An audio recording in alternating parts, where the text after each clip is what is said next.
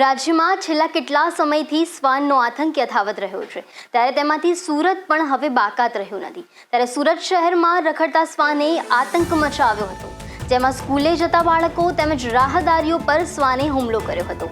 ખાસ કરીને પાંડેસરા, લંબાયત, ઉધના, ડિંડોલી, સચિન વિસ્તારમાં રખડતા શ્વાનનો લોકો ભોગ બની રહ્યા હતા। વહેલી સવારથી જ સિવિલ હોસ્પિટલમાં સારવાર માટે દર્દીઓ પહોંચ્યા હતા। ઉલ્લેખનીય એ છે કે સિવિલ હોસ્પિટલના રોજના 100 કરતાં પણ વધુ દર્દીઓ સારવાર લેવા પહોંચે છે। આમ તો મહાનગરપાલિકા રસીકરણ ખસીકરણ પાછળ કરોડો રૂપિયાનો ખર્ચ થતો હોય છે, તેમ છતાં પણ હજુ શહેરમાં રખડતા શ્વાનોનો આતંક યથાવત રહ્યો છે।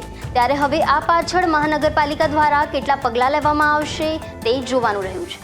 તકેદારીમાં જો કોઈ બાળક બહાર રમતું હોય તો એમના વાલીએ જોડે રહેવું જોઈએ કે જેથી કોઈ પ્રાણી રીતના કોઈ પણ હોય કે પથ્થર મારો કે રીતના કોઈ એની જોડે પાસે જાય નહીં।